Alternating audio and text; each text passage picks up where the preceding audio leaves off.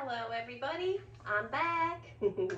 A number of you had messaged me wondering when I was doing another video, and I'm here today to make you one of my favorites, I guess. It's called Julie's Date and Prune Bars. So they're kind of like a date square, only the filling has prune and date, as well as the crumb has some coconut and stuff. Anyway, they're super delicious and they're pretty healthy for you. And yeah, I'm going to show you how to make them.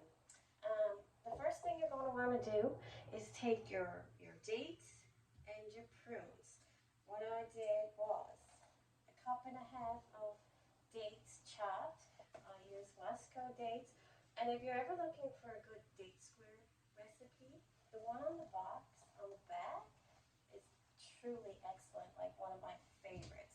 So, yeah, Wasco dates, 1.5 cups chopped, and then I use 1.5 cups of pitted prunes chopped. These are my favorite prunes. I've tried a lot of different kinds, and I actually get these at the Dollarama. They're product of Chile. They're actually really good and really fresh and soft. Yeah, so probably about a pack and a half is 1.5 cups. So we got our dates chopped and our prunes chopped. We put them in a big pot, along with about a 1/4 cup of lemon juice, which is pretty much the juice of like a medium-sized lemon. And we used 3/4 cup of, I used coconut sugar in my date prune mixture, and I'm going to use brown in the crumb, but you can absolutely just put brown in all of it, not a problem. The only reason I did that is because I was getting low on my brown sugar. And then you're going to add 3/4 cup of water and a 1/2 teaspoon of vanilla. You can put it in a pot, put the pot on about medium low, and you're going to have to watch it until, I'll show you this now, you get this like a nice thick kind of pasty looking substance. You are going to take that then and let it cool. Go get your shower or whatever like I did and put some nice blue in your hair for Easter. Yeah, if you want to cool it rather quickly, feel free to kind of submerge just the bottom of it in some ice or ice water and stir it up, and that'll cool it really quickly for you. So yeah, so I did that just to save some time. Now in a bowl I'm going to take a cup full of softened butter. I had mine in down by the wood stove, so it's nice and soft now. You can, if you want, use margarine. I don't use margarine in a lot of recipes. If I were to use it in this recipe, I would use the block type and make sure it's softened, or you can use half margarine, half butter. That works well too.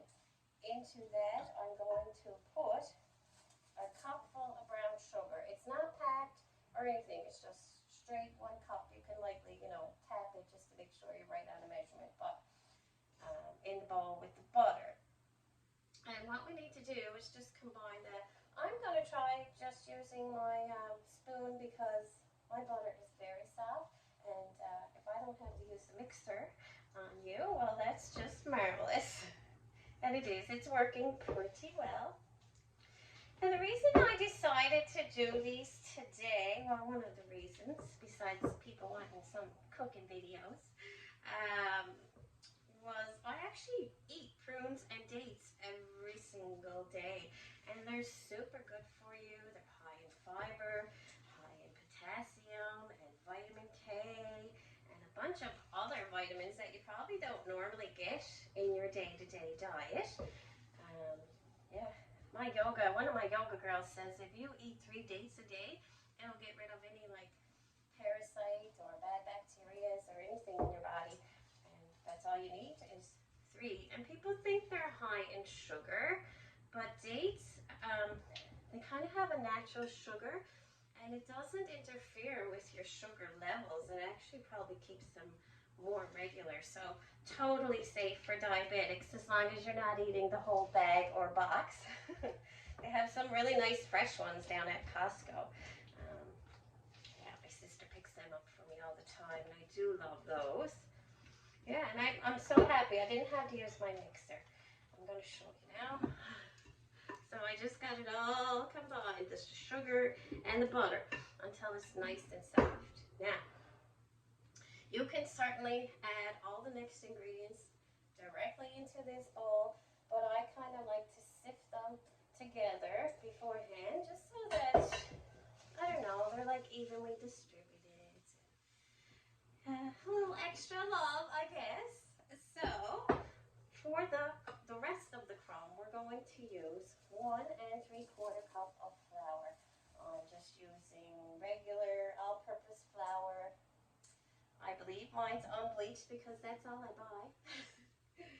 And to that, we're going to add a 1.5 cups of oats. I'm just using, the Quaker regular quick oats. Make sure they're the quick ones.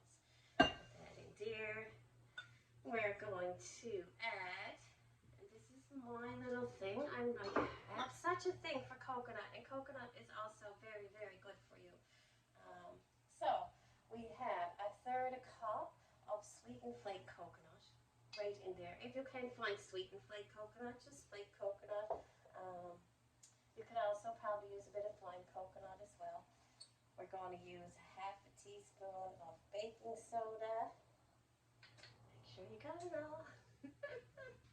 And 1/2 teaspoon of salt, regular table salt. You can use sea salt if you like, not a problem. And this is totally optional. A pinch of cinnamon. And so when I say a pinch, I just usually take a little bit on my hand like that. And then whatever I can pinch in my fingers, I'm just going to pop that in there, and then I'll pop the rest back in my bottle. So what I'm going to do now is just give this a little whisk around so that the flour and the coconut and the oats and everything else is kind of, thoroughly mixed through. Because you don't want all your salt or all your baking soda. Sorry, I almost wrote baking powder on the recipe. You'll see. Yeah, you want to kind of combine. And like I'm doing now, use what your mama gave you. If you can use your hands just to make sure that it's well sifted. Now, I'm going to take my spoon out of here. Spatula spoon. I don't even know what these are called. Bowl scraper spoons, maybe? Anyway, they're very useful for when you're making cookies. And I'm going to take this now, and I'm going to put the whole thing in with the butter and the brown sugar. I always drop that thing. I'm just going to lay this aside. Move this closer so you can see.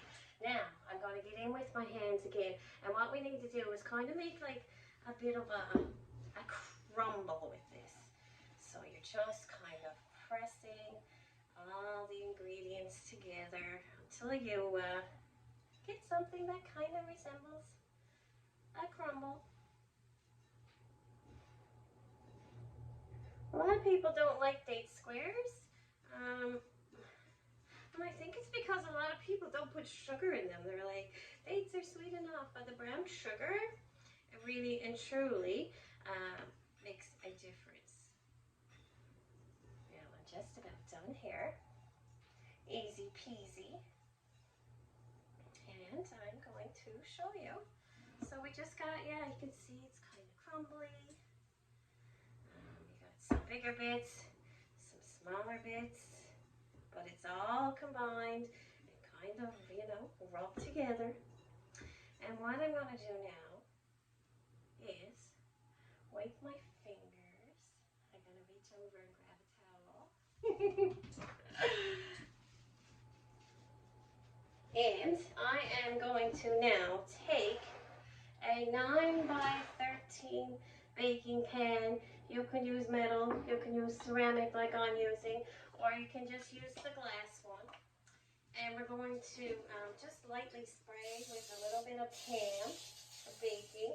You can also just grease this with, some margarine or some butter. I'm hands, whatever, as long as it's greased.